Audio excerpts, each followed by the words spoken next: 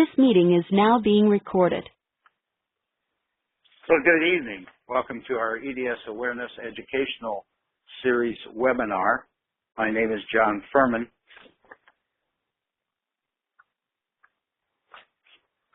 Before we introduce our speaker, I'd like to give an overview for those that are joining us for the first time. We're going to talk about who we are, what is our program, upcoming events, then introduce Dr. Howard Epps, our speaker for this evening, and then we'll have a Q&A session. So again, my name is John Furman. I manage the National EDS Awareness Program based in Cincinnati, Ohio. My daughter, Deanna, who's also on the call, leads the Cleveland, Ohio EDS support group. She was diagnosed with EDS in 2008, the same year my wife passed away with breast cancer. I was a caregiver for my wife who struggled with undiagnosed EDS for over 30 years. So we introduced our program of the 2012 EDNF conference to help EDSers form independent local support groups and spread EDS awareness in their communities. We've started over 70 groups to date. Each group is given their own free website with a link from the directory and map. We receive feedback from the conferences that they provide valuable information and social opportunities that many cannot afford physically or financially to attend in person.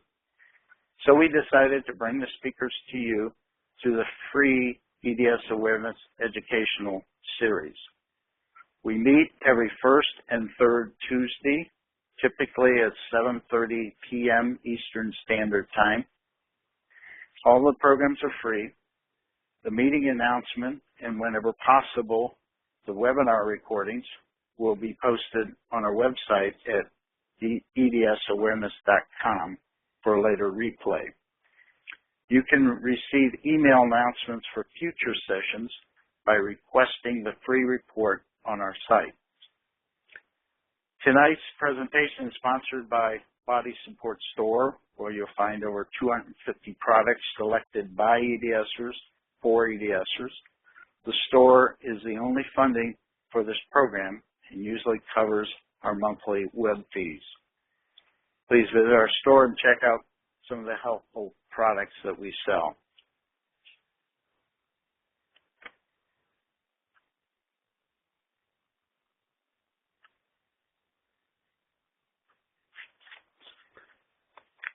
So just a general disclaimer, this presentation contains general information about EDS. Members of the EDS community voluntarily participate in these programs. The information is not advice. If you are having medical problems right now, please call 911. Always consult your doctor before making any changes to your treatment. Upcoming events, the webinars in March will be March 3rd. And Dr. Mark LaValle will present Exercise is Medicine, especially for EDS. He is a fellow of the American College of Sports Medicine and has classical EDS. Dr. LaValle has spoken at many EDNF conferences. And on March 17th, Cynthia Allen presents the Feldenkrais method to improve function and ease. This may be an alternative to practices such as yoga, tai chi, or Pilates, so be sure to check that out. A reminder that the webinars are held the first and third Tuesdays of the month in 2015. For those attending live, there will be an opportunity for Q&A after this presentation. Add your questions at any time by clicking at the Q&A icon at the top of your screen. After typing your question, click the orange button to submit. Our speaker tonight is Dr. Howard Epps, and he will talk about orthopedics and Ehlers-Danlos. He is the medical director of Pediatric Orthopaedic Surgery at Texas Children's Hospital and associate professor at Baylor College of Medicine. He's a renowned leader in the field of pediatric orthopedics and an author of more than 35 book chapters and publications in academic and medical journals. His clinical interests include limb deformity and reconstruction, fractures, clubfoot, musculoskeletal infection, and cerebral palsy. He currently serves as the chairman of Research and Education Committee for the Texas Orthopaedic Association and recently served as president of the Houston Orthopaedic Society. Dr. Epps has lectured at the EDNF conference this past year in 2014 in Houston. And he received his MD at Johns Hopkins, internship at Mass General Hospital, and residency at Harvard. And his fellowship was at the Hospital for Sick Children. So with that, I wanted to welcome Dr. Epps. We're looking forward to your presentation. Thank you so much for joining us, and you should see your slides loading on the screen. I'm going to go ahead and turn over the microphone to you. Okay. Thank you for that kind introduction. And it's quite an honor for me to present this tonight. Again, this is a repeat of a lecture I gave last summer at the national conference. So those of you who attended, this may seem a little bit repetitive, but hopefully there'll be some new things that you might find of interest. I don't have any financial disclosures related to this talk. I will say that my perspective is a little bit different from what you ordinarily may see as a pediatric orthopedist. I take care of patients from birth up to about 18 years of age or so. And so that means that I'll take care of a lot of congenital things like club feet, hip dysplasia, and also developmental things that occur as the child grows. Our perspective is a little bit different from the adult orthopedics because we always have to keep in mind that the child's skeleton is still growing, and that may affect how we approach things surgically. Another challenge that we have is that sometimes we will operate on patients who do not have a diagnosis yet, and so that may be something we find out later. And I think a lot of our work as pediatric orthopedists is really trying to make a diagnosis because we may be some of the frontline people. And one of the challenges, of course, is ligamentous laxity is common in the population. So it's present in 7% of otherwise healthy children, and it peaks in childhood and kind of gradually decreases. It's more common in boys. There are some racial differences. There's more ligamentous laxity in Asians than there is in sub-Saharan Africans and Caucasians. And of course, there's a broad range of hypermobility syndromes. There's generalized hypermobility, where there's ligamentous laxity but not necessarily any symptoms, and joint hypermobility syndrome where there is symptoms. Of course, Ehlers-Danlos, Marfan's, Loeys-Dietz. Osteogenesis imperfecta is something that I see a fair amount of as an orthopedist. Again, it's a little beyond the topic of this presentation, but they also have ligamentous laxity. That's essentially kind of brittle bone disease where abnormalities in type 1 collagen can cause frequent fractures, and we often have to manage their fractures and sometimes stabilize their bones. Down syndrome, of course, is trisomy 21, another genetic condition that has kind of classic facies, but also a fair amount of ligamentous laxity as well. But I think the key point from this slide is that there's lots of overlap between all of these conditions, and they'll often present with similar symptoms.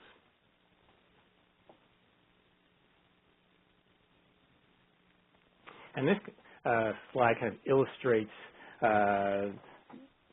the dilemma that we see. And so you can see this child divided in half. On the left side is benign joint hypermobility syndrome, and then on the right, heritable connective tissue disorders. And there's a fair amount of overlap between those two sides, and there's also a fair amount of things that we see as a pediatric orthopedist in children who don't have any diagnosis. So starting on the left, spondylolysis and spondylolisthesis, fairly common in the pediatric orthopedic practice. Hip dysplasia, which they call congenital hip dislocation here. Anterior knee pain, very common in my office. Patella subluxation, which is one step further than that when you not only have pain but also some instability. Flat feet, very common complaint. Flat feet are very common in the population. and other foot deformities that we see as pediatric orthopedics as well. And then when you go over to the other side where things may be a little bit more involved, again, you'll have recurrent subluxations and dislocations of joints, flat feet again, and then scoliosis is also seen in these things. So we see, as a pediatric orthopedist, I see all these conditions on a daily basis, and the challenge is trying to separate the ones who have idiopathic conditions like that from ones that may have a syndrome that's behind it. And of course, pain is a very prominent feature in connective tissue disorders, and pain is a very common thing that I see daily in my practice. In kids with hypermobility, it's present in up to 30 to 55%. It's usually after activity or in the evenings after an active day. And that's a symptom that we often find in kids who have something called growing pains, which are poorly understood, but it's pain that occurs primarily in the legs in young children, either before they go to bed or wakes them up in the middle of the night. And a complete evaluation will not find any abnormal findings. And so in hypermobility syndrome, the pain is also in lower limbs, but it really can be anywhere, which may be a clue that there may be something else going on.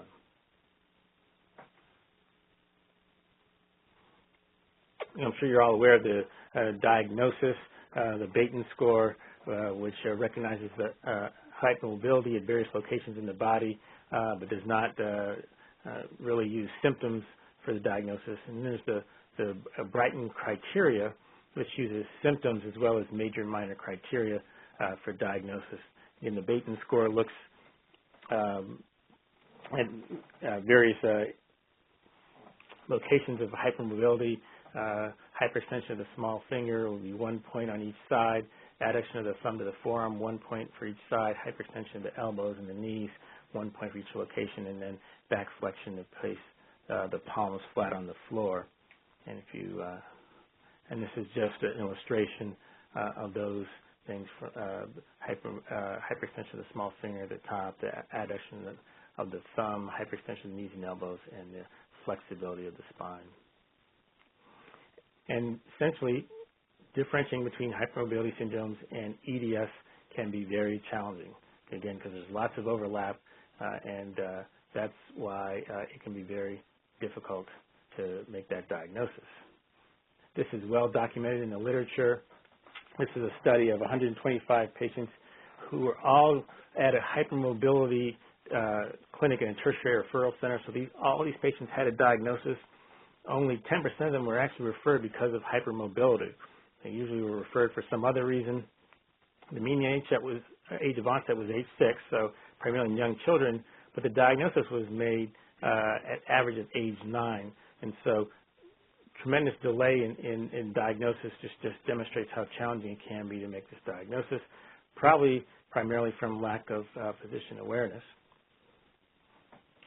The complaints are ones that doctors see fairly frequently that can be in normal children or kids with other conditions. So joint pain, of course, is very common. Abnormal gait, we can see that, and also with neurologic conditions, deformity or back pain. And then the other things that make it a little trickier are things like clumsiness, because a lot of parents feel their child is clumsy if they don't perform as well as other kids in the daycare or on the athletic field. Is there kind of just this child or something more than that? Poor coordination, recurrent sprains is something that we can see as well, and that can also be related to abnormalities, for example, something called a tarsal coalition, where there are abnormal connections between some of the bones in the hindfoot, and that makes them susceptible to sprains. And of course, subluxation or dislocation of joints was only reported in 10%.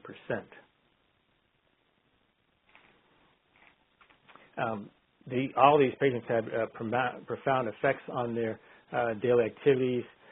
67% reported limitations on activities, 48% limitations on school activities, so things like PE and other activities in the classroom.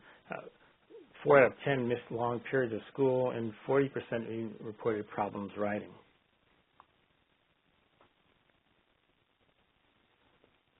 There's another study looking just at patients with the hypermobility type of Ehlers-Danlos. 21 patients in this study, and many of them had seen 20 specialists before a diagnosis was made. So that's a tremendous amount of time and expense, inappropriate testing, and wrong therapies until a diagnosis was made, and unfortunately delayed appropriate treatment for this cohort of patients. And so, as many of you are well aware, this is a difficult problem for this community. So the pediatric orthopedics, again, care really starts at birth. We see lots of congenital problems that present before a diagnosis of some type of connective tissue disorder can be made, particularly if it's an initial presentation and not running in family. If we do surgery on club feet or hip dysplasia, it's often done before the diagnosis. And again, there's considerable overlap of symptoms with unaffected children.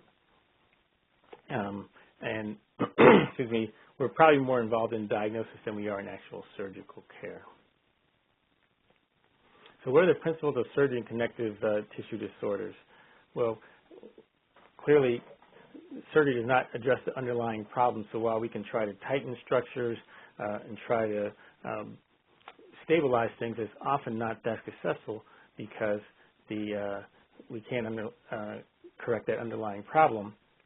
We can, however, address deformities, and so we're much better at addressing deformity, particularly skeletal deformities. We can realign bones, and if we can get the limbs realigned by connecting the skeletal deformities, they may be easier to brace. The complication rate is generally higher. There can be difficulties with wound healing. There can also be problems with bleeding intraoperatively and postoperatively. And I think what's critical for us as orthopedists is to try to exhaust non-operative treatments first. The other challenge about orthopedic surgery and EDS is very few people have a large experience. Most surgeons have a small number of cases that they've treated. It's hard to draw conclusions from that small number of cases, and then it's also hard to publish good literature from small case series, and so it's very difficult to draw meaningful conclusions from what has been published about EDS. And if you look at medical literature, there's ways that you can grade how strong a study is for making decisions. These are called levels of evidence. Level 1 is the strongest evidence you can have, and that's a randomized prospective trial where essentially you flip a coin or somehow randomly decide which group of patients are assigned to, and very difficult to do in surgical trials. Level 2 is a prospective but non-randomized trial, so you follow the patients after the treatments, but you not divide them randomly. Level 3 is a retrospective case cohort series where you look back at a treatment that you provided and compare those to a group that were uninvolved. And then case series is just a group of patients that had a particular procedure. And then level 5 is expert opinion. Again, so level 1 is the best evidence. Level 5 is the weakest evidence. And unfortunately, most of the literature, at least involving surgery in EDS, is all level 4 and level 5. And that's not to say there isn't things that can be learned from that. There's been lots of important information that's been learned from case series. But if you're going to try to put together a synopsis of treatment recommendations based on the strength of the data, it's very difficult to do that. So what kind of literature do we have? A lot of them are based on surveys, which are probably more level 4 or 5 evidence, but we can learn a lot from that. So this was a study based on questionnaires of people at the EDF conference. 65% of them knew they actually had EDS, and so those are the ones that they focused on. 30% of them had family members who died from complications, and that's with EDS4, which is the vascular type where they're susceptible to bleeding and aneurysms. Pain, of course, is very common and increases with age, and that joint instability, while more common in the younger people, decreases with age as well.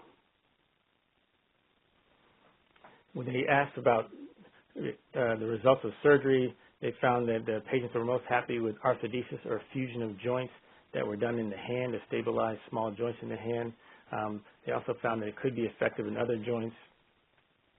Only 4 of the patients that had scoliosis surgery, which they felt was successful, but they had some problems with fixation of the instruments of the spine. And all the patients who had knee arthroplasty or total knee replacements had failed surgery in that survey. So here's another survey, again through the EDNF Foundation. This was just looking at joint surgery, and there's simple questions: which joint had surgery, what was the indication, whether it was pain, stability, or range of motion, were the objectives of the surgery met, and would they repeat the surgery again if they had the opportunity. There are 44 people who responded, primarily women. You can see the distribution of the locations of the surgery. Only 60% said they would actually have repeat surgery, and only a half had a successful procedure when it was done for either stability or for pain.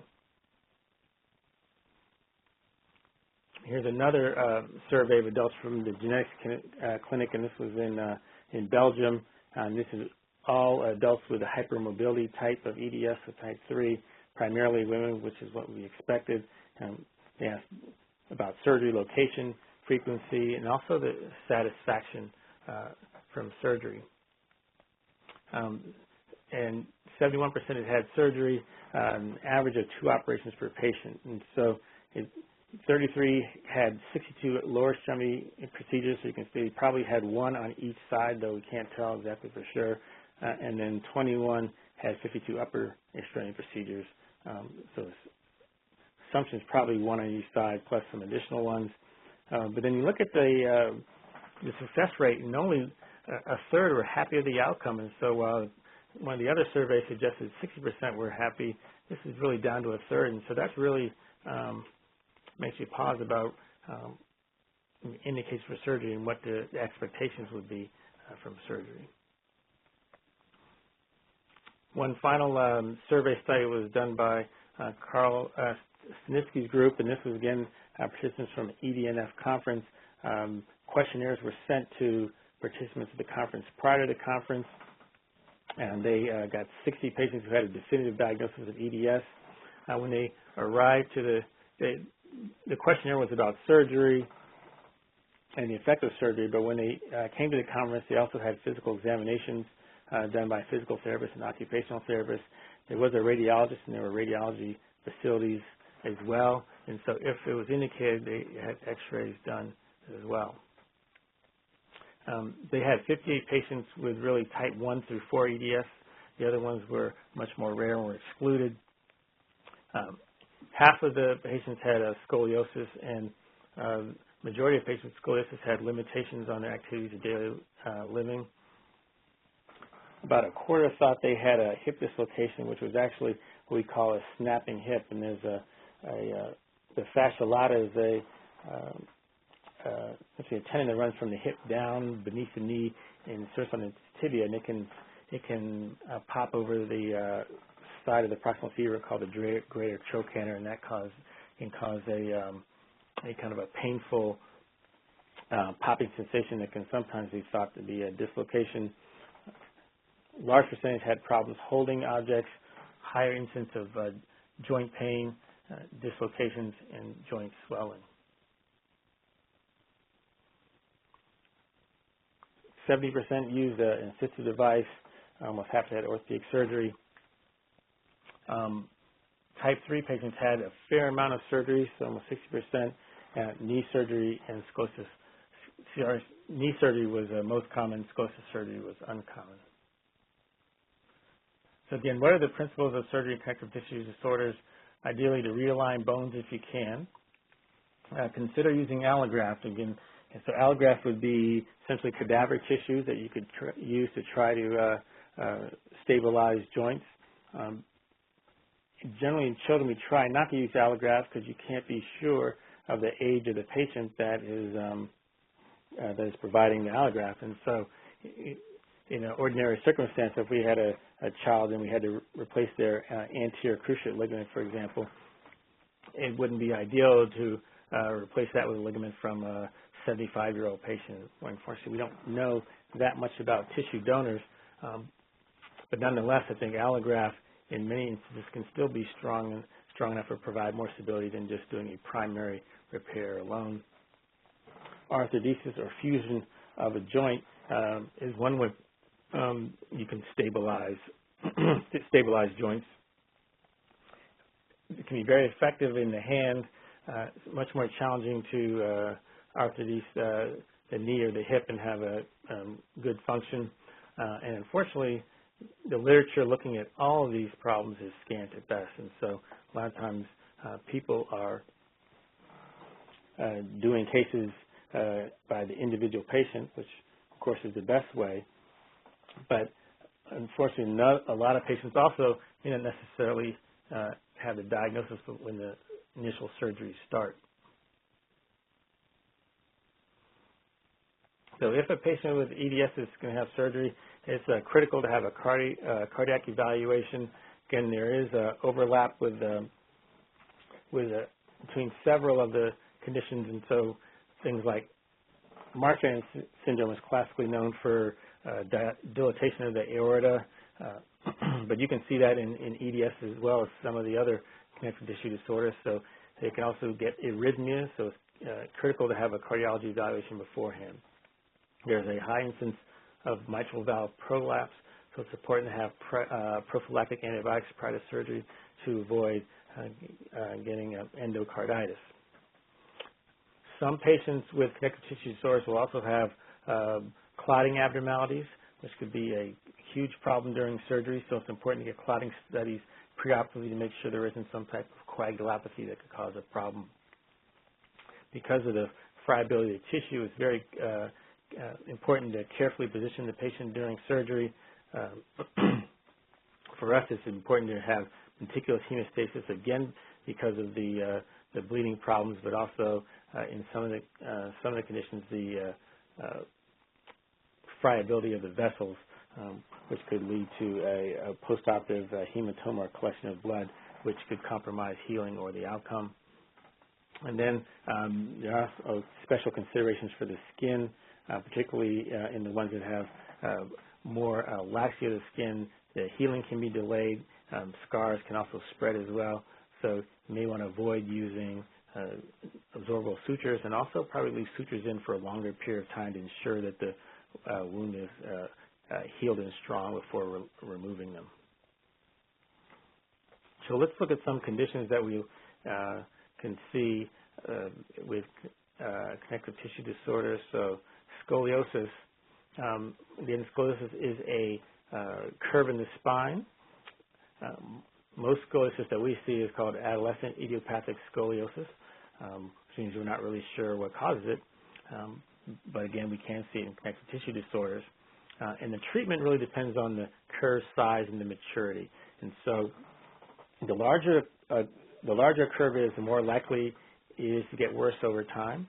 And the more growth you have remaining, the more likely a curve is to get worse over time. And so all the decision making is really based on those two factors. And so if you have a large curve in a young patient, that's going to be extremely likely to get worse and require some treatment. Whereas if you have a small curve in a child that's closer to skeletal maturity, it's very unlikely it's going to progress with time. So there's three treatments: either observation, and that's generally done for curves that are less than 25 degrees, or other ones, and that's kind of a shared decision-making thing.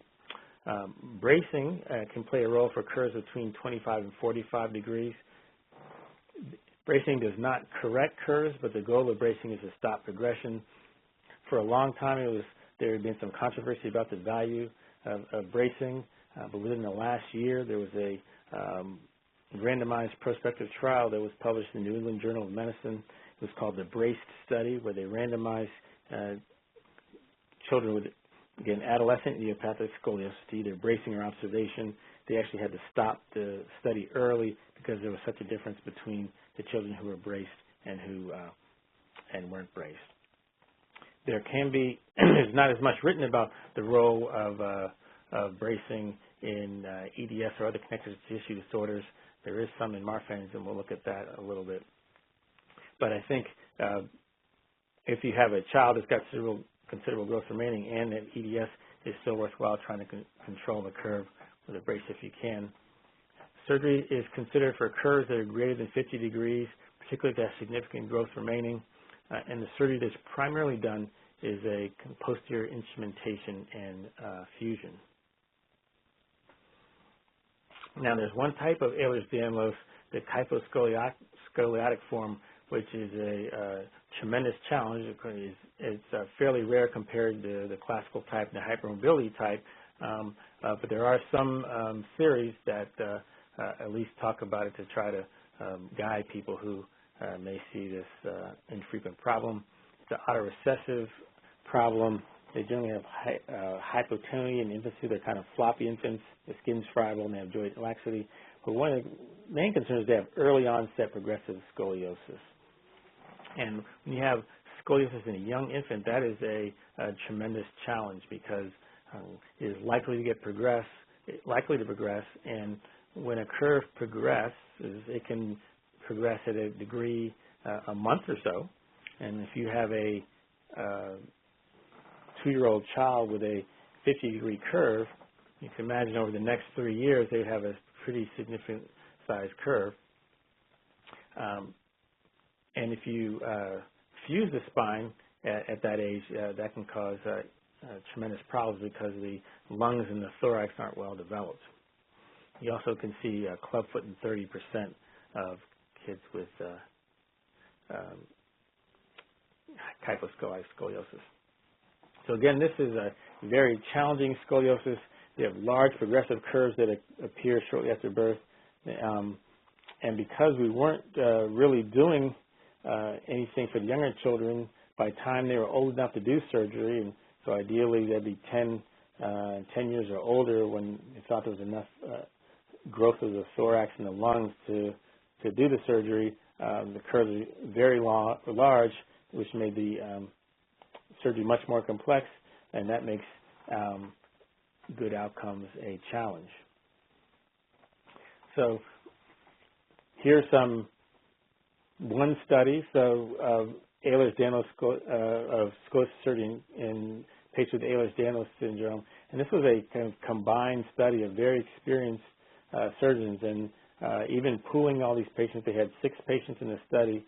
They're types 3, 4, and 6, and the complication rate, which even included death, was 50%.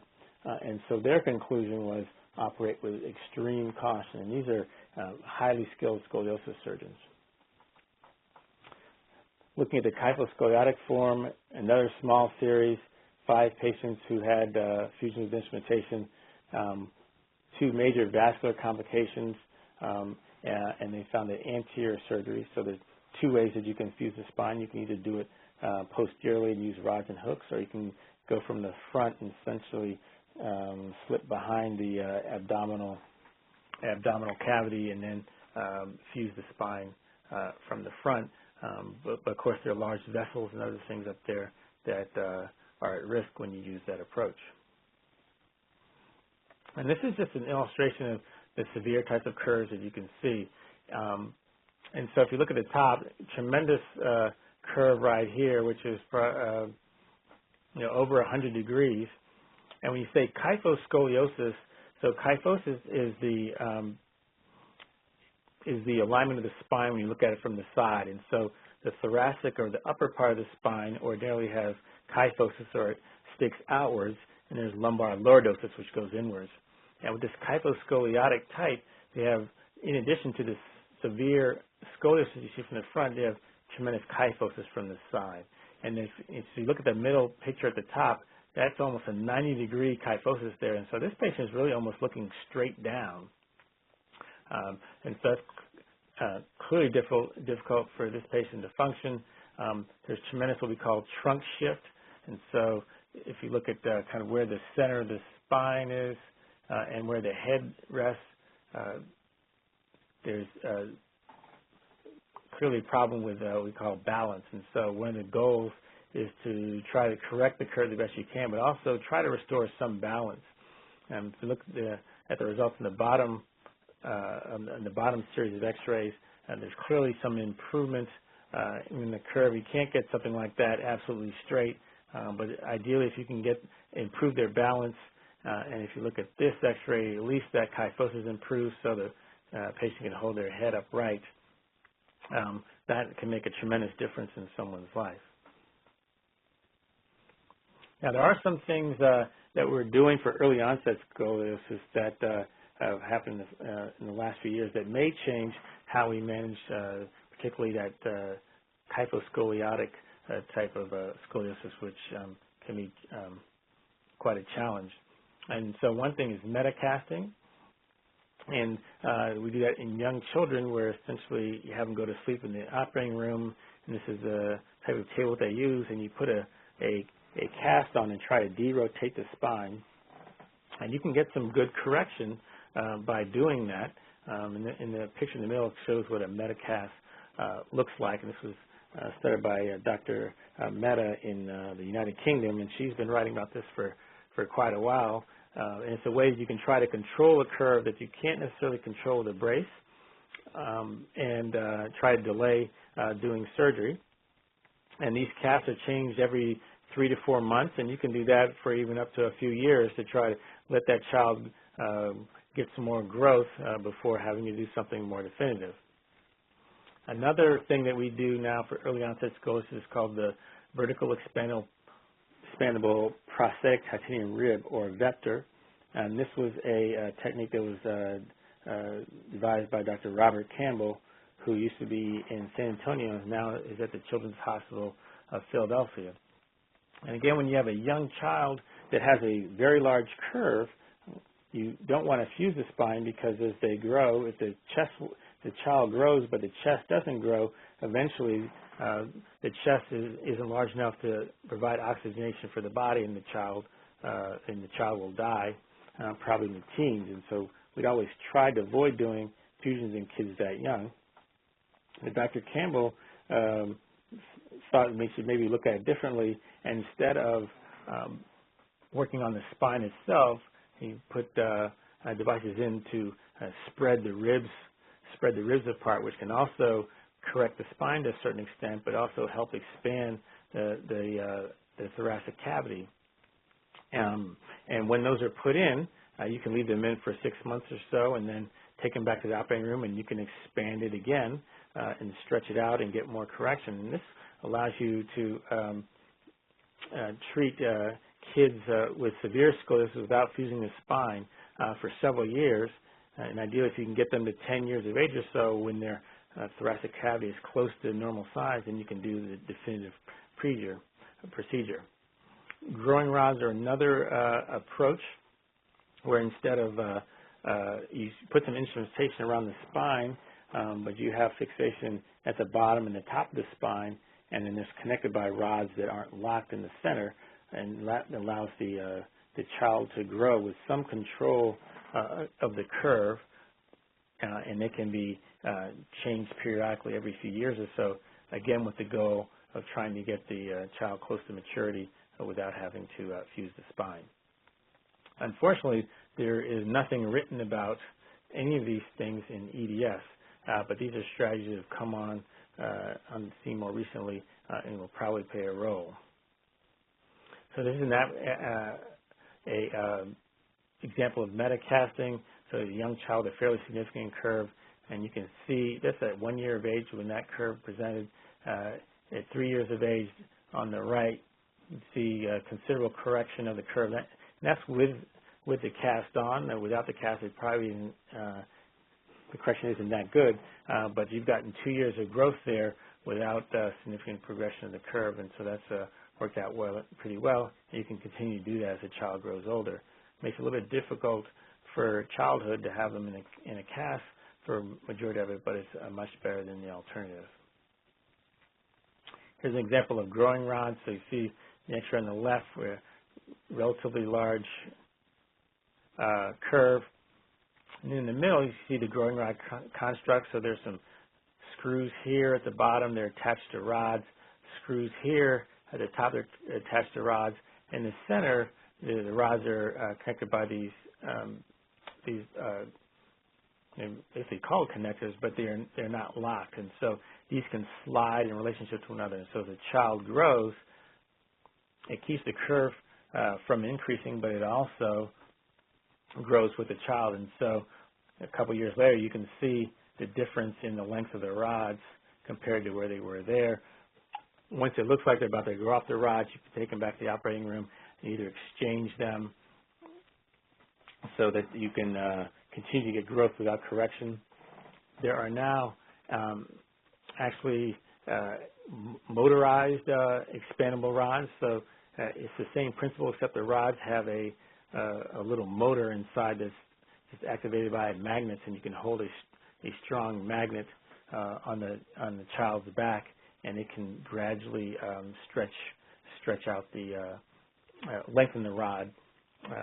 And by holding it over the back for about 7 minutes, you can get about a millimeter of length. And if you do that daily, you can just get gradual stretching of the rod. So what about the shoulder? Shoulder is a very challenging problem in folks with connective tissue disorders.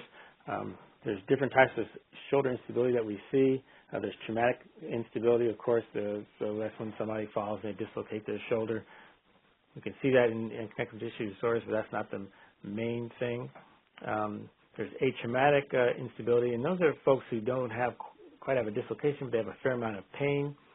And then there's multidirectional instability, which is what we often see in connective tissue disorders, where the joint capsule essentially has stretched out and the shoulder is unstable and it can dislocate in several directions. Now, the treatment for shoulder instability in general starts with physical therapy to try to strengthen the muscles around the shoulder. For the most part, that's the primary approach. And then if that fails, you can consider surgery. Before surgery, though, you have to look for structural problems that might be contributing. And so one thing you can see is something called a Bankart lesion. So if you think about the shoulder, it's almost like the head of the humerus is like a golf ball that's sitting on a tee. And the tee is fairly small, but it's extended by cartilage, which you see here called the labrum, that forms a ring around there. And sometimes with a dislocation, that cartilage can tear, and it's called a Bankart lesion or a labral tear. Sometimes a piece of bone can break off as well, and that would be a bony Bankart lesion. That's what you see here. So not only it's not as much that the cartilage is torn, but there's been a fracture that's caused instability. You can also have bone deficiencies as well, and so this is called a Hill-Sachs lesion. So this is a dent in the humeral head here, and so when this dislocated anteriorly this way, this kind of banged onto the edge of the end of the glenoid, and that caused that fracture.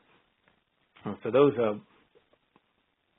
bony deficiencies and soft tissue problems are things that are important to address surgery when you're doing surgery, and so you want to look for those preoperatively if you are considering surgery.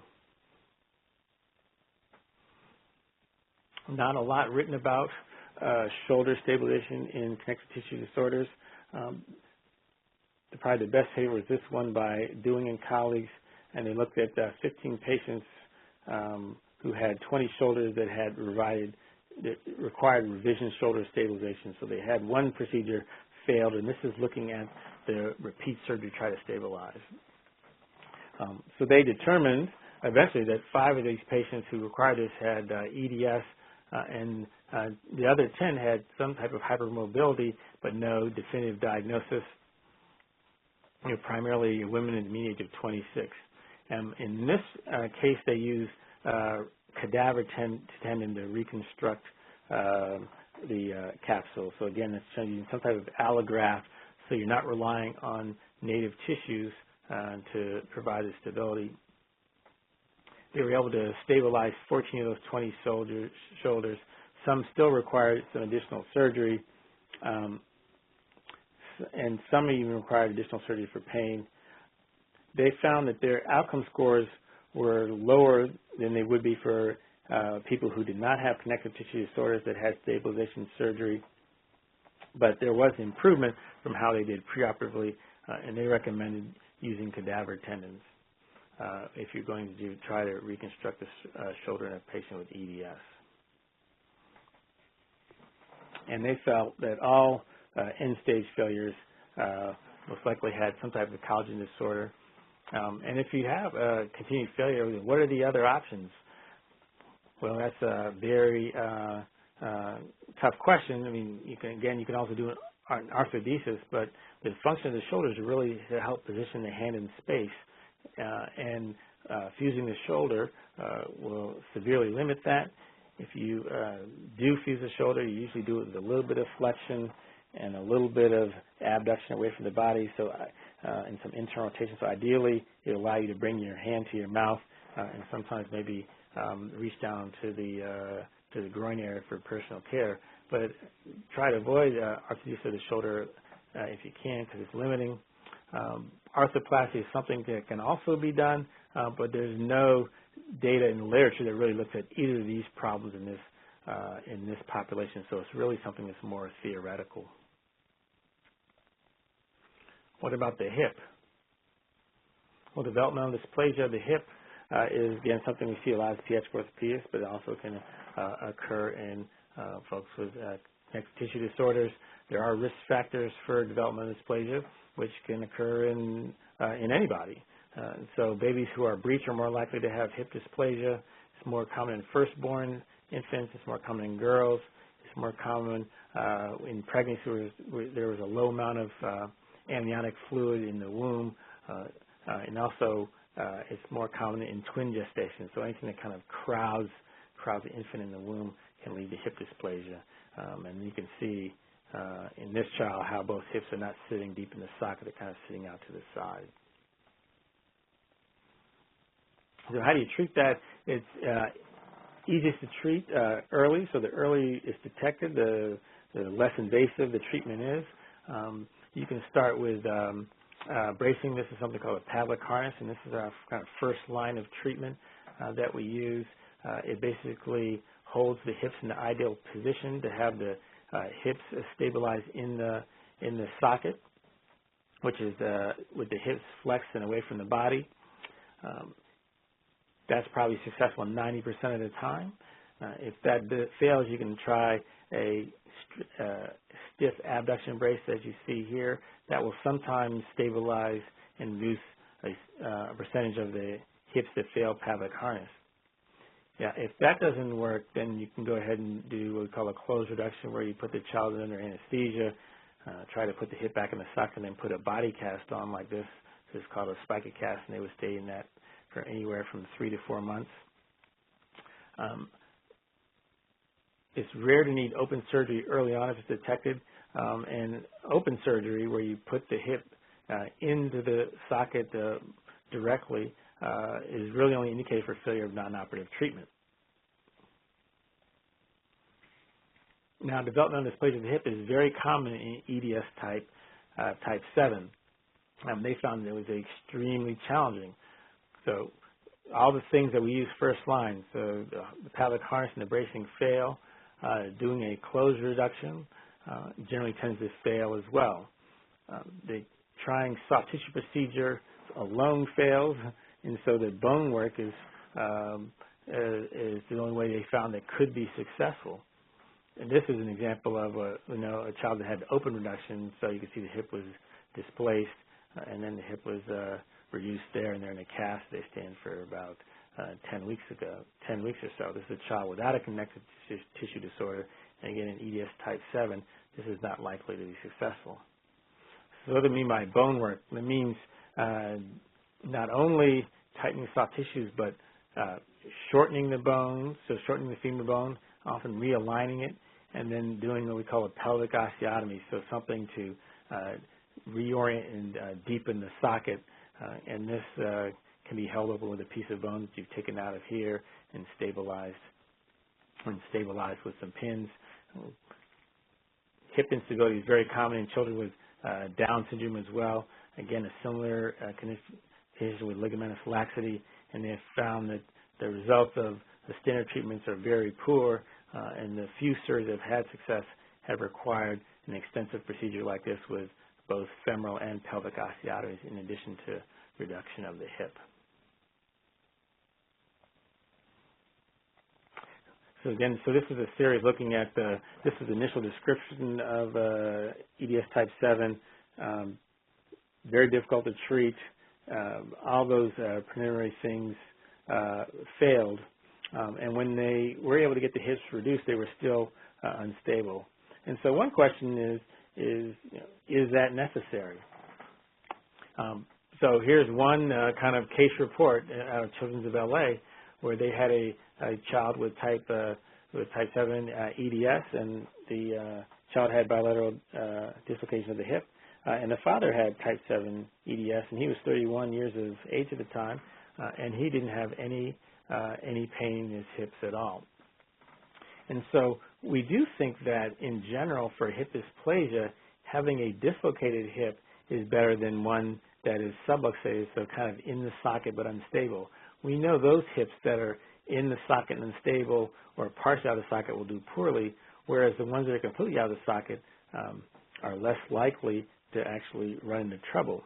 Now, when the hips are out of the socket, it clearly affects the gait, and so they kind of have a wobbling gait that is noticeable, but that may be better having a wobbling gait than trying to have multiple attempts at trying to get a stable hip that may not ultimately be successful. Let's move down to the knee.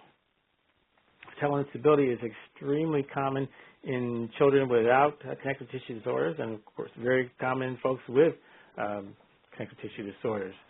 So it's a very common cause of knee pain in adolescents, right? The most common cause of knee pain that I see in my practice. And there's a spectrum of anywhere from just kind of pain due to maltracking of the patella to frank dislocation, where the patella comes all the way out of the groove. So this is the trochlea here.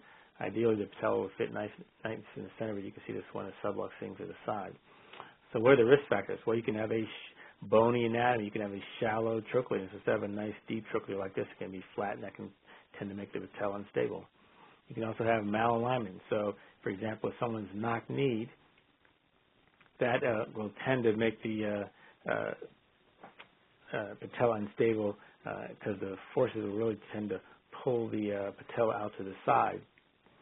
There's also something it's called miserable malalignment syndrome, but it's essentially a combination of malrotation of both the femur or the tibia. And so if the femur or the thigh bone is rotated inwards and the tibia or the shin bone is rotated externally, that combination puts a net force on the patella laterally, and that can cause instability or pain.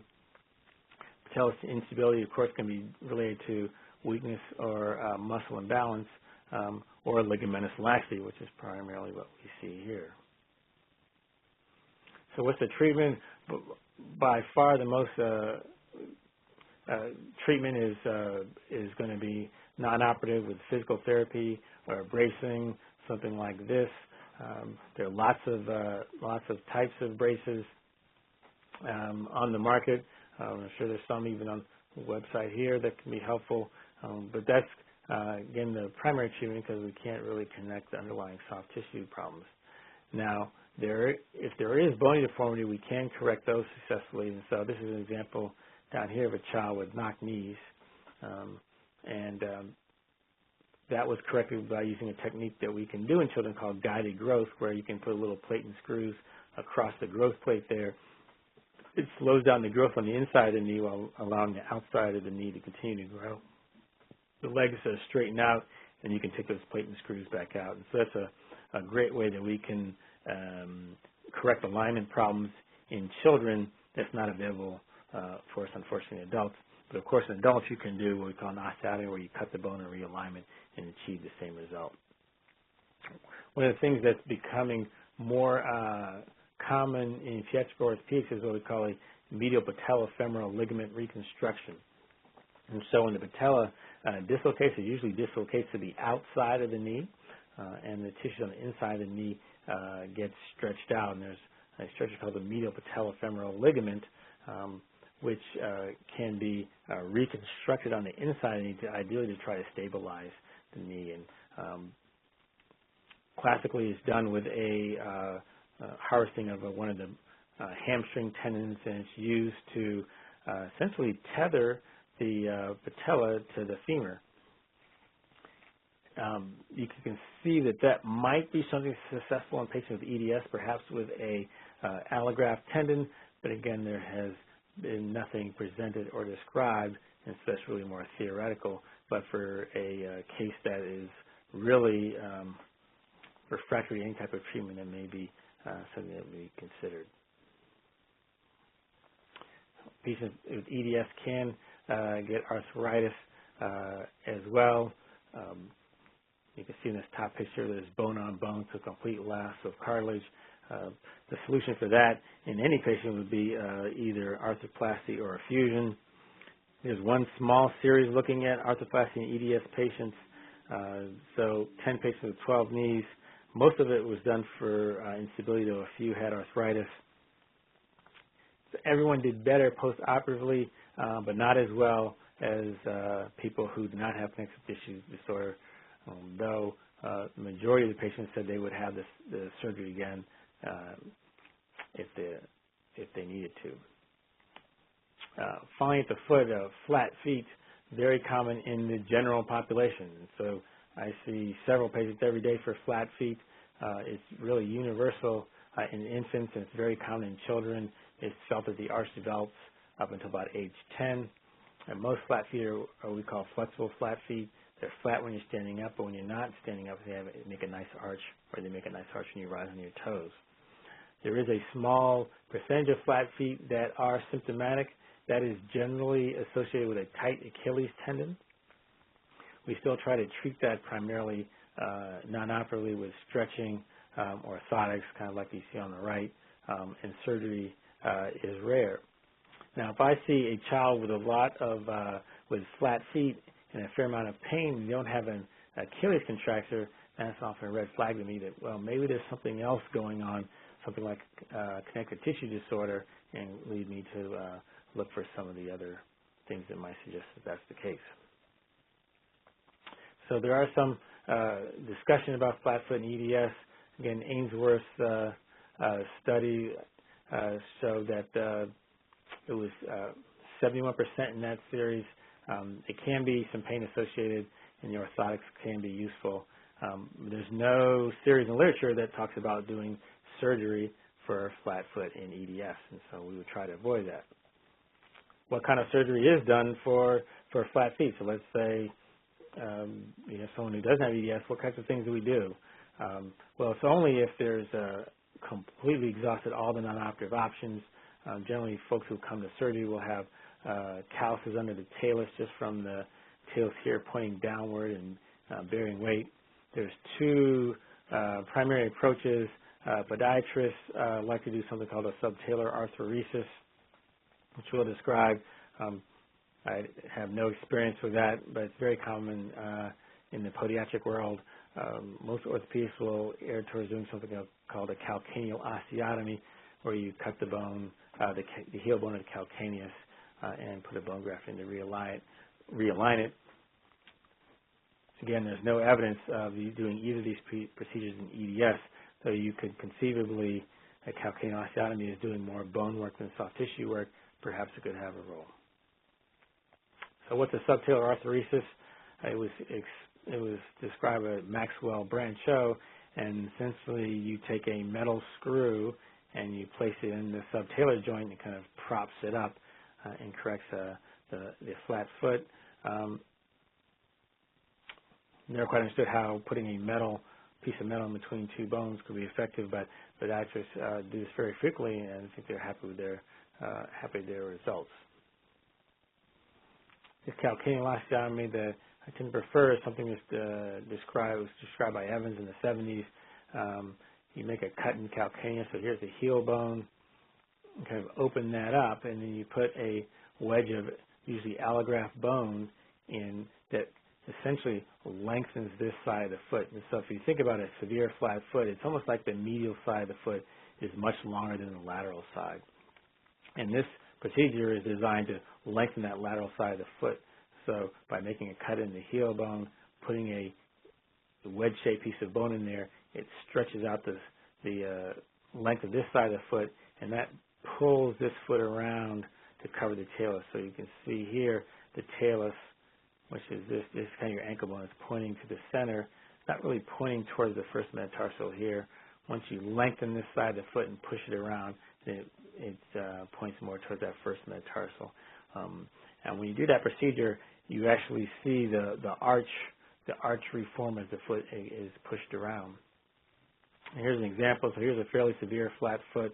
Here's the talus kind of pointing this way, first metatarsal this way. This medial side of the foot is much longer than the lateral side of the foot.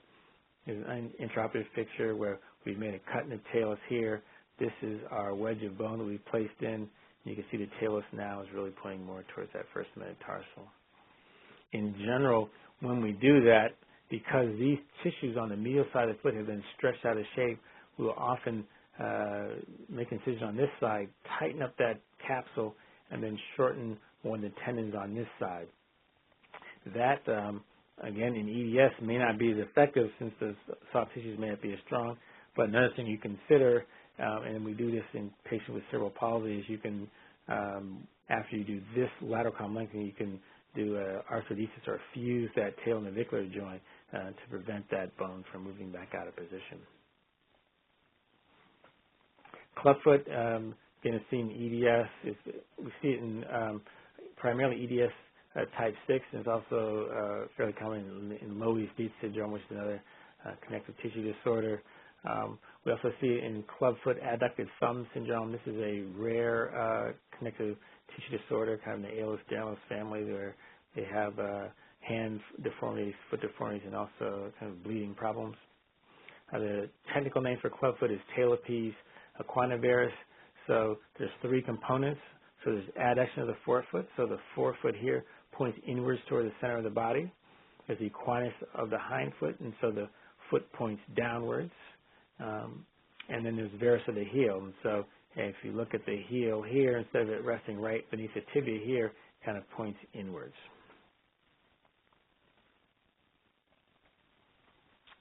The standard of care now is the Ponseti technique, which is a technique that was developed by the late Dr. Ponseti, who was in Iowa City. He devised a way to correct the vast majority of club feet, irrespective of the underlying etiology, with primarily stretching and casting. When I was training, we operated and did extensive surgery on almost every club foot. And it was only felt that the casting's role was to prepare the foot for surgery. Dr. Ponseti published his 30 results and completely shifted the pendulum the opposite way. Now I rarely do extensive surgery on club feet. Almost everybody uses the Ponseti technique, where we see the infants every 5 to 7 days. At each visit, we'll gently stretch the foot and apply a cast. We can get the most club feet corrected with 5 to 7 casts. And so doing that, we usually have most feet corrected by 2 months of age. Probably 9 out of 10 children will require a mild Achilles tenotomy, or basically cutting the Achilles tendon before that last cast to get the final correction. And this is kind of the sequence of the casting. This is what the first cast looks like, the second cast, third, fourth, and fifth. And before that last cast goes on, that's when, between that fourth and fifth cast is when we do that Achilles tenotomy so we can bring the foot up. But it's pretty easy to follow that exact sequence if you follow Dr. Ponseti's technique. And again, you can get the vast majority of club feet corrected by doing that. The Achilles tenotomy, again, is the last thing that we do before we put the last cast on. This is a child that's had serial casting, and the foot's pretty much corrected, except it doesn't dorsiflex very well. Do a very small stab incision. We can just cut the Achilles tendon, close the skin with a steri strip, and you can see the foot comes up nicely. And it sounds kind of crazy that you can just completely cut the Achilles tendon like that, but in a young infant, it just heals, and we keep that last cast on for 3 weeks, and then they're done. And we know that tendon heals because there's always a risk of recurrence with club feet. We've done revision surgery on club feet to lengthen the tendon, for example. The tendon is usually completely reconstituted, and all you can see maybe is a little bit of scarring around it is evidence that there had been a previous tenotomy. An important part of the treatment of clubfoot is, in particular in the Ponce technique, is the bracing that's done after the casting, and that's really essential to prevent recurrence. This is an example of the kind of the Poncetti brace where the feet are held in external rotation. This child had bilateral club feet. This is worn full time, so day and night for 3 months, and then you kind of wean down to naps and nighttime until about age 4. Just briefly, Marfan syndrome, again, a connective tissue disorder that often has a kind of vascular association as well. It's really a clinical diagnosis based on the kind of the characteristic findings in the organ systems. It's autosomal dominant, 1 to 2 in 10,000. It's a mutation of the fibrillin 1 gene. But one of the main things that concerned with Marfan syndrome is the cardiovascular problems with the aortic root dilatation, which undiagnosed can lead to a rupture and sudden death. And that picture on the right is a fellow named Isaiah Austin, who was a great basketball player at Baylor. He was going to be a first-round draft pick, and then in his pre-camp physical or pre-draft physical, it was determined that he had Marfan syndrome, and of course that pretty much stopped his career. They can often, at least playing basketball, I think he's now helping out with the team. They can have a dislocation of the lens, so called ectopia lentis, and then there's really skeletal overgrowth. And so one of the classic things you find with Marfan syndrome is that they can wrap their fingers around their wrist, and there's actually overlapping by at least kind of the length of the nail plate. The arm span is often longer than the height as well. Another example of their overgrowth. You see scoliosis with Marfan syndrome. Flat feet are very common, and also something called protrusio acetabuli that we'll show you. Now, the scoliosis in Marfan syndrome, while you can brace it, is less successful than it is in other conditions, and probably the success rate is less than 20%. The surgery for Marfan syndrome has much more complications in every series. There's more blood loss, there's a higher infection rate. There's a higher risk that the fusion will not actually take, and you get a non-union. There can be some loss of fixation. That's less common now with some of the more modern instrumentation that we use now, but there's definitely a higher risk of needing revision surgery as well. Briefly, protrusio acetabuli is something that's also seen in Marfan syndrome, and that's essentially where the hip socket becomes deeper than it would be ordinarily, and if you look at the acetabulum here, it kind of pokes into the pelvis here, and that's called protrusio, and that it happens slowly over time.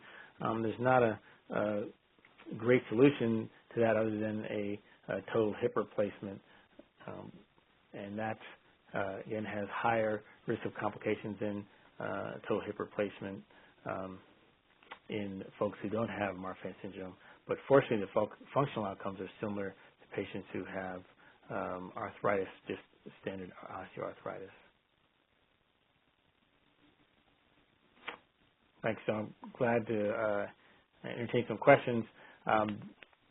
There are several pages of references at the end here that you can use for further reading. Thank you, Dr. Epps. Wonderful presentation, and we really appreciate all the different areas that you covered and the good detail that you gave us. You can look at the questions from the live attendees by clicking on the Q&A button at the top of the screen. Okay. If you could read the questions and answer them verbally, and let me know if you need any assistance. Okay. So let's see, the first one. Can you talk about the pain of scoliosis? My daughter has a 26-degree curve in the thoracic area. We have been told scoliosis does not cause pain. So that's the first part, and I will say that that was a classic thought that scoliosis does not cause pain, and if there was pain associated with scoliosis, there was some underlying problem. It's clear that that's not the case. There are a lot of patients who have adolescent idiopathic scoliosis who do have pain, and so having pain is really considered to be part of it, but it generally isn't disabling pain, and will often respond to something like exercises. Now, part two is my daughter also has a lordosis reversal with the odontoid process reversed as well. Between C5-6 and C6-7, the discs are desiccated. What can be done about this? Well, I think as far as the odontoid, I don't think there's much to do unless there's some instability up there, and it'd be important to establish there was no instability at that level. If there was, that would probably need to be treated, and it'd be best to see a spine surgeon. As far as the desiccated disc, there's not a lot that you can do about that, unfortunately. That disc degeneration is kind of what we see. The first thing that we see is some loss of water content, and that can progress to disc herniation. But it doesn't necessarily, if there's degenerative disc disease like this and there's associated pain, we will usually treat that with some exercises. And the third part is what kind of exercises should she do and not do? We were told to have her do crunches with hands behind her neck, pulling her body upwards, and also lying on her stomach, arching backwards with her legs and arms curling as well. In the EDS community, is this not considered party tricks and not be done? After these exercises were demonstrated with her doing them, she was crying, pulling her hair at the roots, and had an instant headache. Your thoughts? Well, I do think that some kind of core strengthening can be helpful with this back pain if it is truly just kind of back pain that doesn't have an underlying problem. It's hard for me to characterize that. Again, there can be underlying things that can cause pain with scoliosis, and so sometimes if we're concerned there may be something more going on, an MRI can be helpful. I'm not sure if she's seen a physical therapist, but it may be worthwhile to work with a physical therapist. It's clear what she doesn't tolerate, but perhaps working with a physical therapist, you could find a exercise program that she can tolerate better. So the next question is, my 21-year-old daughter has EDS3. She has dislocated her shoulder several times recently. The last time, it looks like she may have gotten a labrum tear.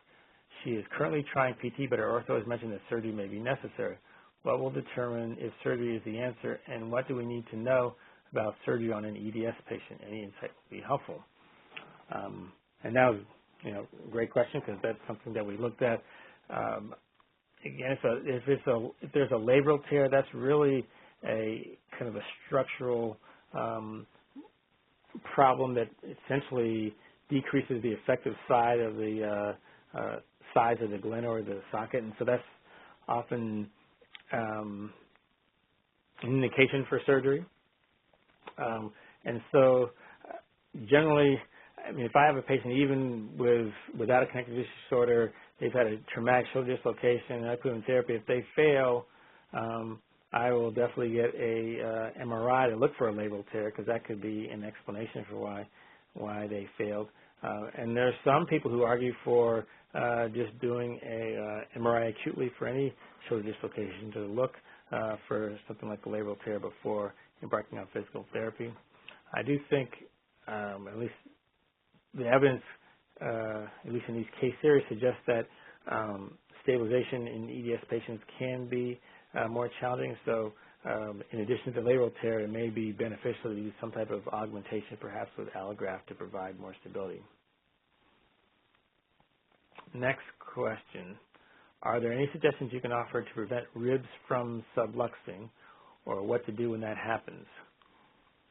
Got to say, I am not an expert on rib problems. The general surgeons tend to take care of more of the rib deformities.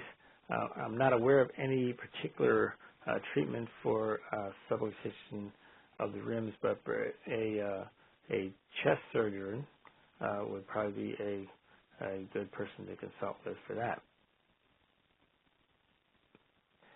I am curious what percentage of patients that are diagnosed with hypermobility EDS by a rheumatologist or other doctor, but when the patient finally makes it to the genesis, that doctor disagrees with the diagnosis. That is a great question, but I'm not sure if we know the answer to that. Again, that challenge, particularly with kind of hypermobility, is a lot of the folks with EDS may not have a genetic underlying genetic cause that we can find, and so it can be more of a clinical diagnosis. But I don't know what percentage make it to the geneticist and they say, well, we don't think that's what it is. I mean, I have had patients that I suspected was something there, and they went to geneticists and we couldn't really find anything, and they really have an outstanding genetics department at Baylor. But there's some things that we just haven't found yet. We're definitely learning a lot more about the genome, but we don't have all the answers. Next question. I am told I need a hip replacement surgery due to osteoarthritis and hip dysplasia. Is there any advice you could offer that would be necessary to improve outcome in an EDS patient?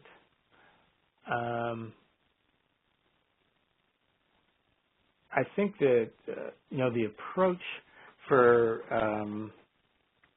total hip replacement,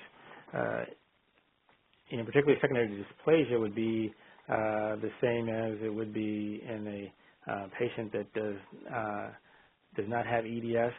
I will say that there are definitely some series looking at hip arthroplasty which have found that stability postoperatively can be improved by using an anterior approach to the hip, and so you can replace hips by approaching the hip from the back or from the front, and some series suggest that there can be more stability if it is approached from the front, and there's some surgeons who specialize in that. And I think just given the concerns about laxity in EDS patients, they may want to have someone who can do it with a anterior approach. And something else that could be considered perhaps would be wearing some type of brace postoperatively, some kind of hip stabilization brace that allow you to move the hip but perhaps provide a little more support while the soft tissues were healing. So I can't say there's any evidence that argues for that per se. Let's see, next question. As a child and adolescent, I often complained of generalized hip pain, but was always told it was just growing pains or muscular with no real investigations.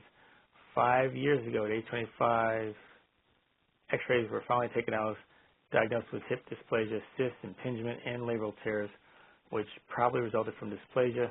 From there, I underwent Subtalar Osteotomy on each hip 1 year apart. It only corrected dysplasia and not the other issues. During the surgery, the rectus femoris was cut to gain access to the pelvis. As a result, my rectus femoris on both sides have literally calcified and continue to bother me. Is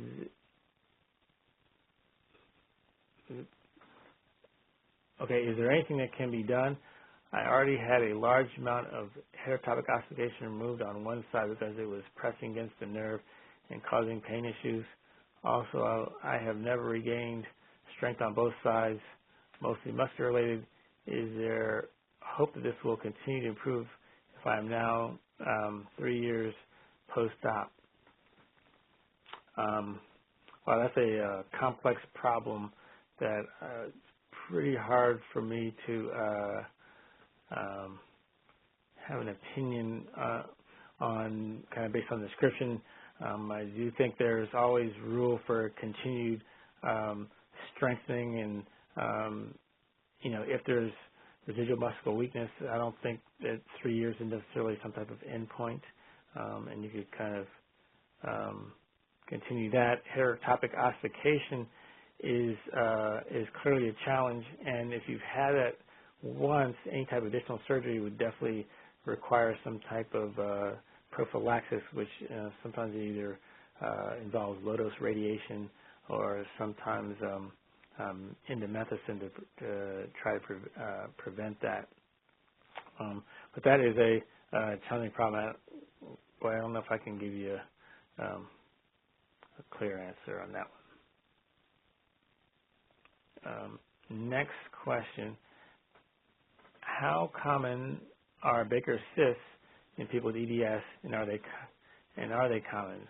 What are the chances of Baker's cysts coming back, and what can be done to prevent them? I'm not aware of any literature that discuss the association with Baker's cysts and EDS, and so it's hard to say what the incidence is. Generally, Baker's cysts go away and don't tend to come back. Can't say anything that can be done to prevent them. They do rarely require surgery. I've seen lots of kids with Baker's cysts. I've only had to operate on one because it was pressing against the nerve behind the knee. But again, I don't know about Baker's cysts and EDS. But again, in almost all the descriptions of EDS, Baker's cysts is not part of it. So I don't think it's a strong association between Baker's cysts and connective tissue disorders. If wrists are constantly dislocating and subluxing from doing simple tasks such as opening doors, what would be the best means of treatment, surgical or non-surgical? I would definitely say that you always want to try to exhaust non-operative treatments first. And so, again, there are various types of wrist braces which can hopefully stabilize and decrease those symptoms. That and some physical therapy would be the initial approach. If all that fails, wrist instability can be treated with a wrist arthrodesis, where you basically kind of fuse the wrist. Of course, you lose that mobility there, but you do get good stability, and that's a fairly reliable operation. It's mostly described in patients who have arthritis, particularly things like rheumatoid arthritis. Haven't seen anything looking at wrist arthrodesis specifically in EDS patients, though some of those survey papers did discuss good functional outcomes doing arthrodesis in the hand, though it did not specify what exactly those procedures were and whether wrist arthrodesis was part of it.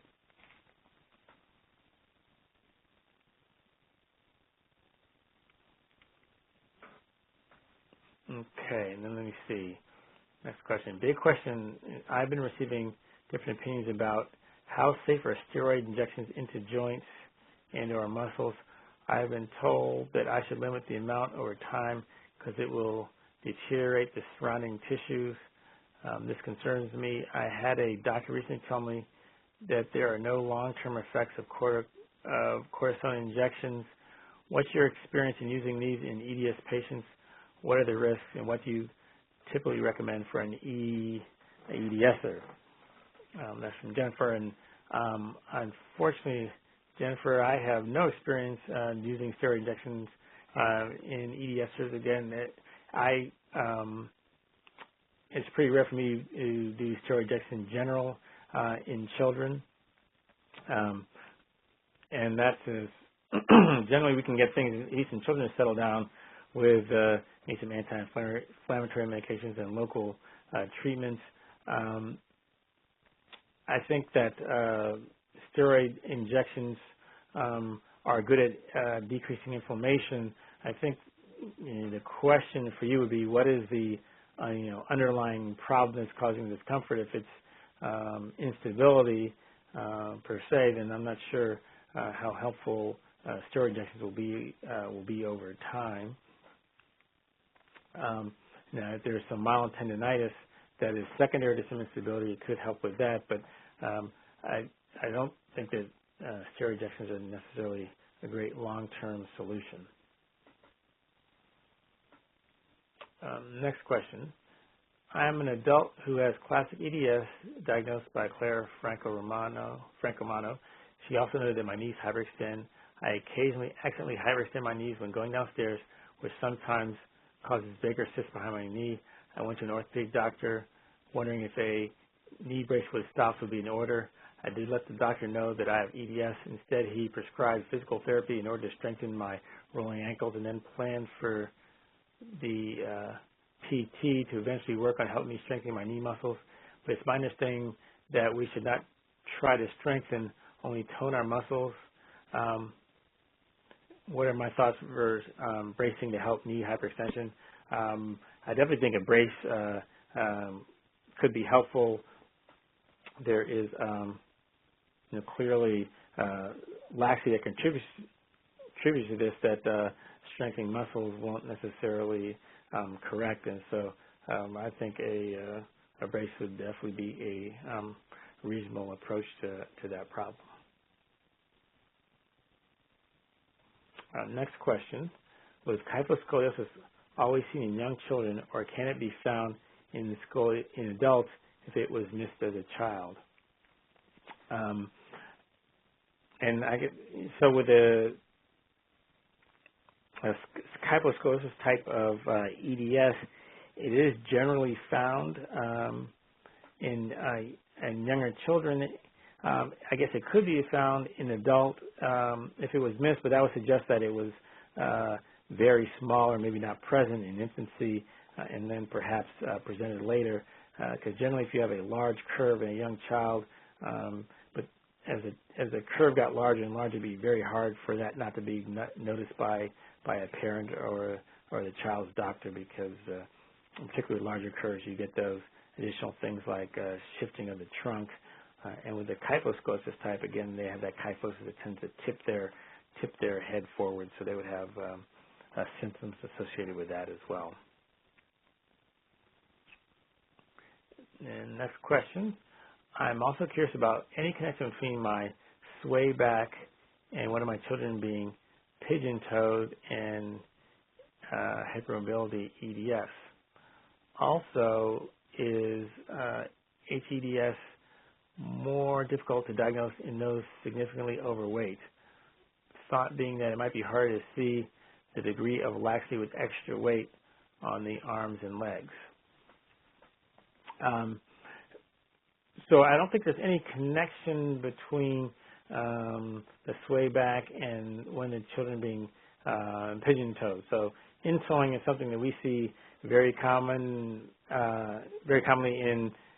in children in general. A lot of it comes from either twisting inwards of the leg bones, tibial torsion, which tends to get better usually by the age of 4, or femoral aneversion, which is kind of anterior pointing of the hip joints, and that is often present at birth and gradually gets better with age.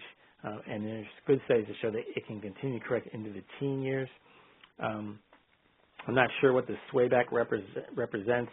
There is some patients with EDS who have spondylolisthesis, which is a displacement of one of the vertebra anterior on the one below, and that can cause kind of a sway back picture. So that would be something to consider. And then as far as diagnosis of EDS in the overweight, I don't think it would necessarily be more difficult diagnosing. There's you could still at least look for the hyperextension of the fingers and the adduction of the thumb, and you could still probably even pick up the hyperextension of the joints, even with a patient that's overweight. Okay, and then one more question. My daughter will have terrible pain in her neck where she feels a lump. It will pop when she turns her neck, and all pain will be gone. We will go from excruciating migraine neck pain and nausea and such that is totally relieved by the pop. What could be possibly causing the pop? We never force it. It just happens.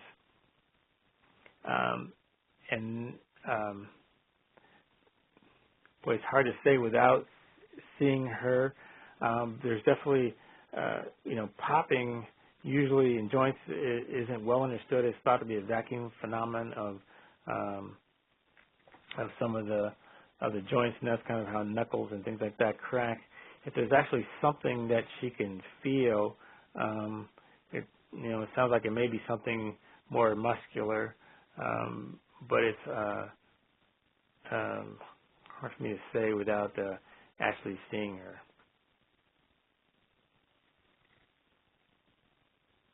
And let's see, next question.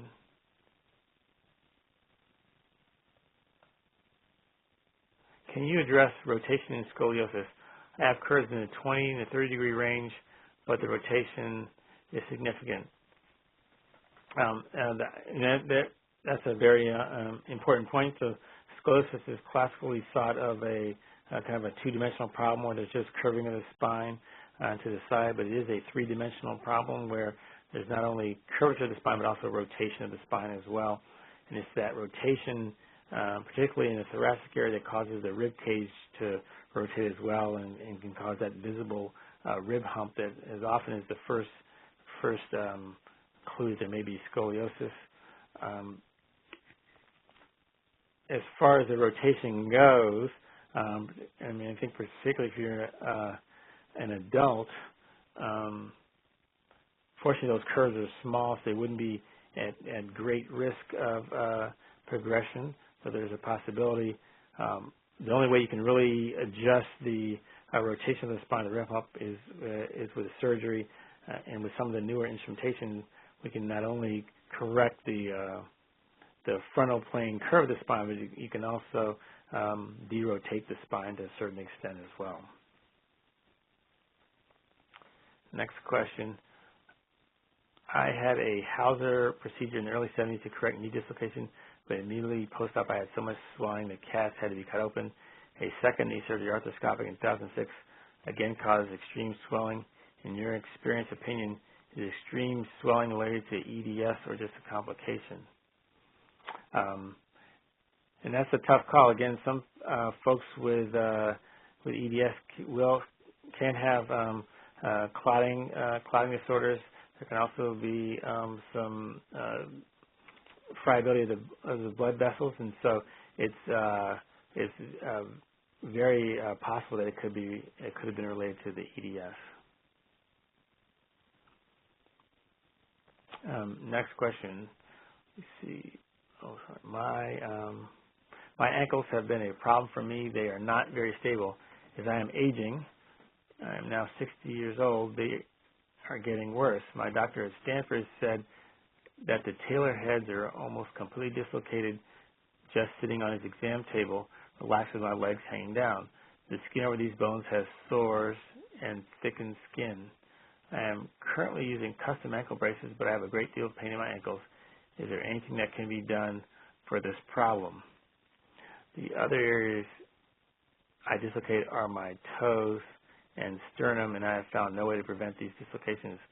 My toes dislocating are disabling, causing severe pain when walking. Have tried taping and other support, but this increases my pain.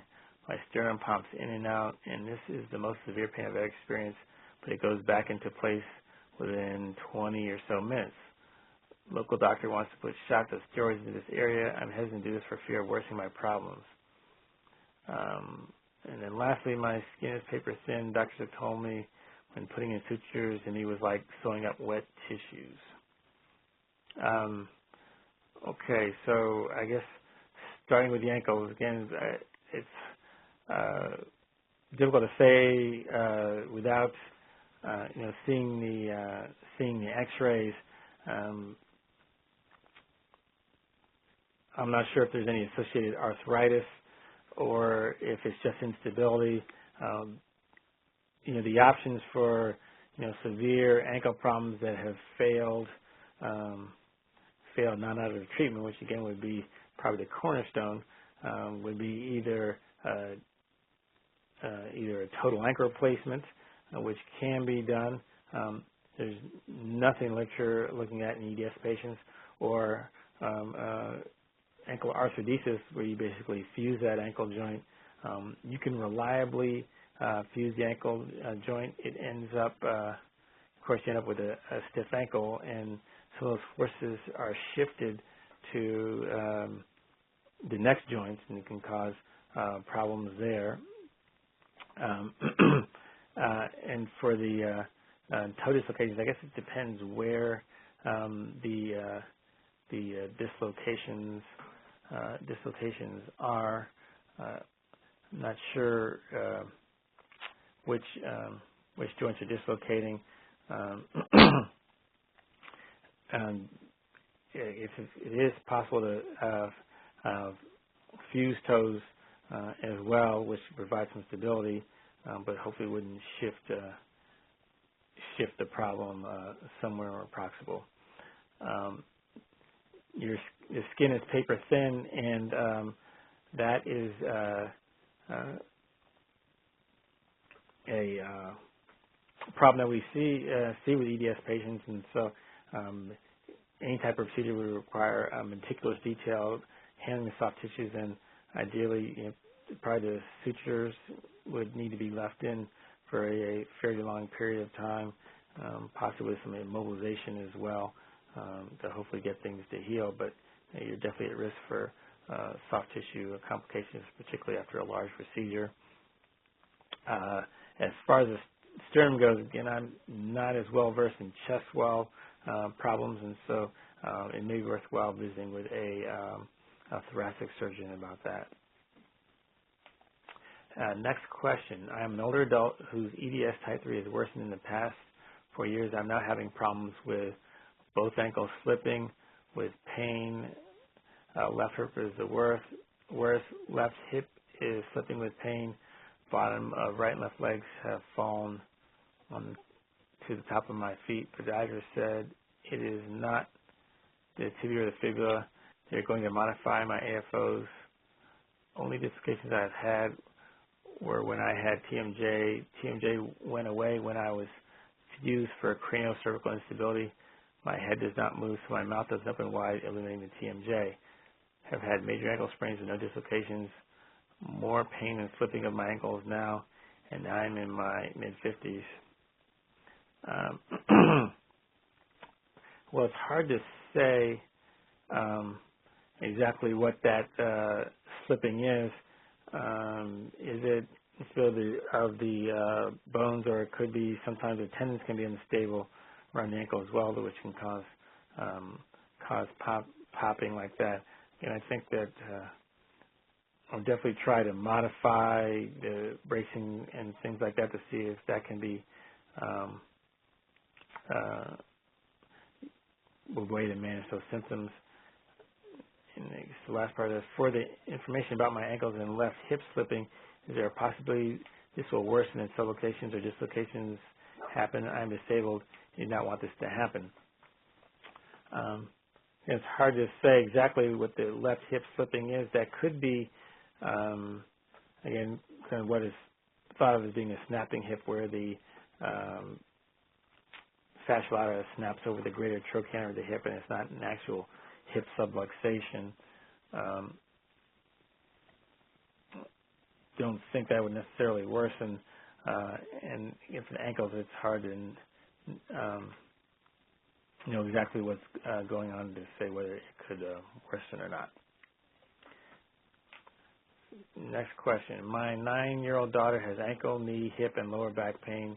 Her calves and hamstrings and piriforms are chronically tight, for which she does gentle stretches given by a PT. Can you offer guidance how to determine the degree to which we should limit her activities, i.e. sports and PE? Is my understanding correct that she's benefiting from regular activity by strengthening her muscles and coordination? So while she stopped playing on a recreational soccer team 2 years ago because of chronic pain, she is still playing on a recreational basketball team, which is not causing her pain. But how do we know if playing twice a week could be damaging her joints for the long run? She's been wearing hot dog orthotics since kindergarten, but would you recommend prescription orthotics instead? Would they likely provide better support and stability for her feet and ankles? Well, I definitely think it's better for a child to be active, and I think it's great that that she can play basketball without causing discomfort.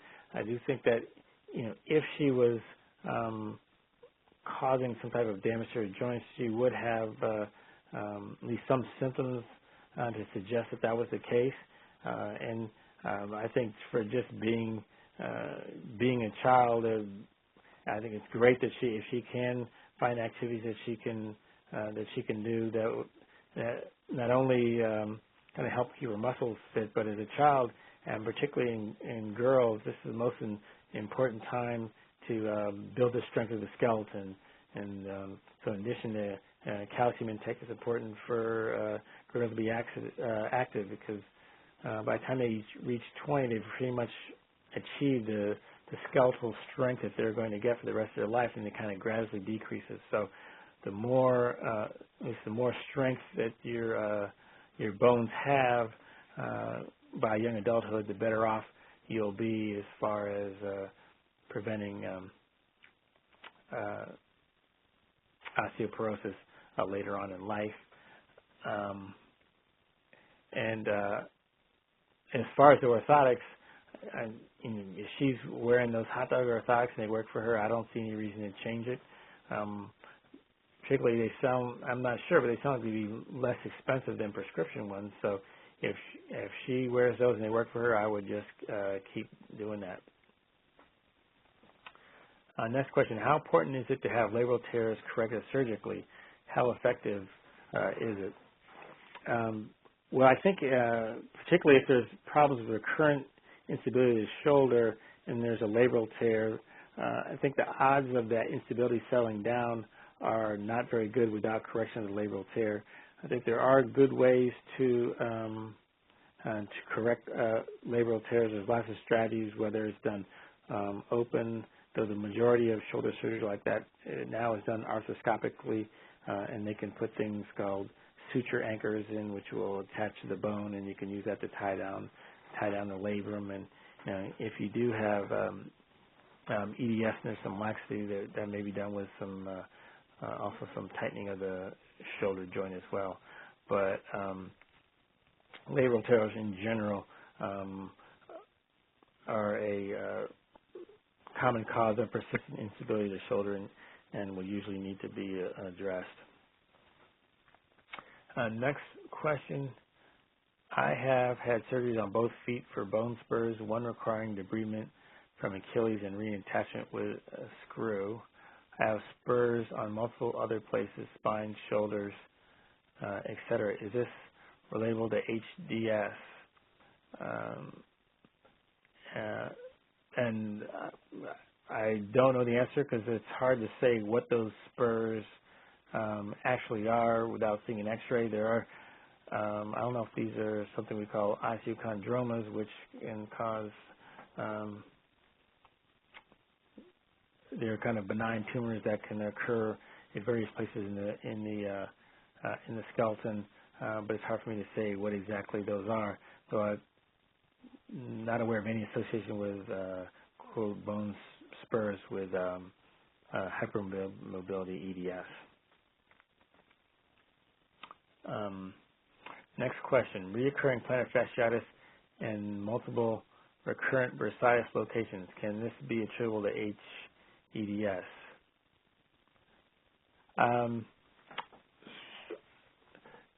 So I think for the bursitis, I think there's probably a good chance there because if there's some associated instability. It's possible that plantar fasciitis could be related, though. Usually when we see plantar fasciitis, it's related to tightness of the Achilles tendon, and treatment for plantar fasciitis, particularly initial non-operative treatment, always involves Achilles stretching and also stretching of the plantar fascia. And so if there's an associated Achilles tendon tightness, that could be caused, that could be related to the fasciitis, but generally that wouldn't be a common feature with EDS. So I suspect there's probably not a strong association between the fasciitis and the EDS. Next question: is it possible that one could have subluxations in his or her sleep and not even be aware that is the source of his or her pain in that joint the next morning? I guess that's possible depending on the severity of the instability. Though generally, a subluxation event is fairly painful. So I would think that if something like that was happening, it would be enough that it would arouse the person from sleep.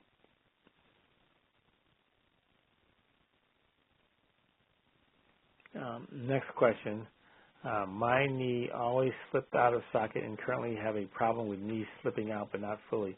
What is the best way to handle this if it causes falls? And I guess I would assume that that the knee slipping out of socket would be instability of the patella, and the best way I think to approach that would be bracing for sure to try to stabilize the patella.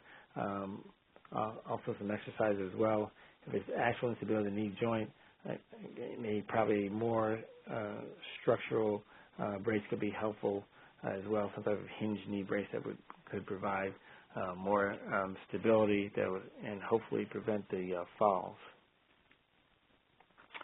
Next question. I recently have been diagnosed with HEDS.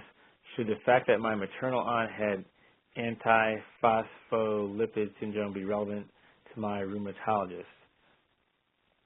I say I am not sure the answer to that question. And you can always mention to the rheumatologist and you can see what they think.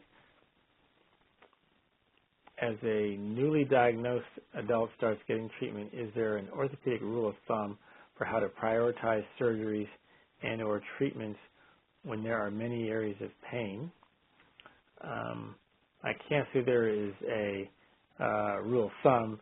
I can say the primary rule would be to try to avoid surgery if possible, and so definitely focus on as much non-operative treatment and bracing as possible to try to get the symptoms under control.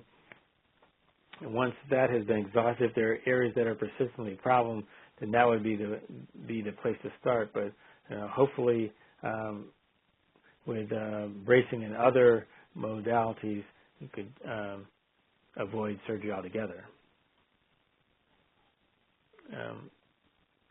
Let me see in the next question. Coming out to Baylor to the genetics department to be evaluated for an EDS diagnosis in the fall. I'd like a comprehensive orthopedic evaluation from someone who knows EDS well at the same time as possible. Do you know of your colleagues at Baylor who would be most comfortable with this case type? And I think that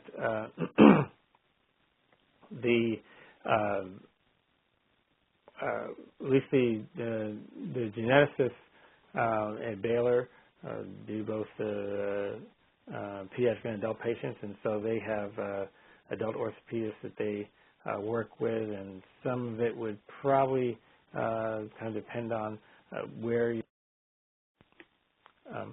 symptoms are primarily, as a lot of folks are so specialized into certain certain areas, but and they'll probably be best to consult with them. I can't think off the top of my head of one of the orthopedists that is focuses primarily on EDS, so the geneticists have their favorites. Next question. My son's occupational therapist wants to have him sit on an exercise ball in class to try to help him pay attention. Is this counterindicated for hip stability in a child with EDS? And I don't see any reason why that would be contraindicated. I think an exercise ball should be fine. And then next question. For children with poor hand stability who avoid riding, do you recommend children learning to write with occupational therapists, or would it be compounding problems long-term in children in this population? I don't think that working with occupational therapy would compound problems. You know, with hand stability, there can be some type of occupational therapists can prescribe some things that can help with stability, and I don't think there's ever really a downside to working with an occupational therapist, particularly if they have some experience with EDS. And I think that was the last question. It looks like it. Okay, great. Thank you so much for all your patience with these very challenging and detailed questions. The attendees are expressing their gratefulness with trying to tackle all of that. And so I can't answer all of them, but it's it's hard not actually seeing the patient and all the studies. But I mean, I think as this population knows, the tough thing is there aren't a lot of people who have a tremendous experience with EDS. So we'll have to just try and do the best we can. Yeah, thank you you gave great answers within the scope of what you are doing with orthopedics. I know some of them were outside of your scope, so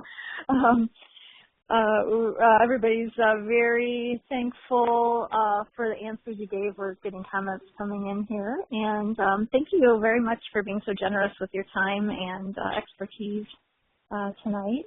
And we're going to go ahead and give you some information about the next webinar coming up. Okay. Yes, I wanted to remind people that we will have our next webinar on March 3rd, and we will be sending out a notification of that webinar. That's Dr. Liddy, and wanted to also tell you that the recording and the slides will be posted on our site. If you requested the free report, you will get notified when that occurs. Usually it occurs the next day. And we'd like for you to remember that this program is sponsored by Body Support Store. That's how we get our funding for the webinar. So please visit our store and see if there's a product that might serve your needs. The products that are There's a lot of braces out there and pillows and a number of products that were selected by EDSers for EDSers. So, again, we appreciate you attending. Any final words, Dr. Epps? Dr. Epps? I don't think so. Thanks, everybody, for their patience. And I'm sorry if I couldn't answer everything, but you did a fantastic job. We really appreciate your patience this evening. So at this point, we're going to close up for the evening and thank you for all that you've joined. Join us on March 3rd for Dr. LaValle, who's going to talk about sports medicine. Have a good night, everyone. Okay. Good night. Thank you.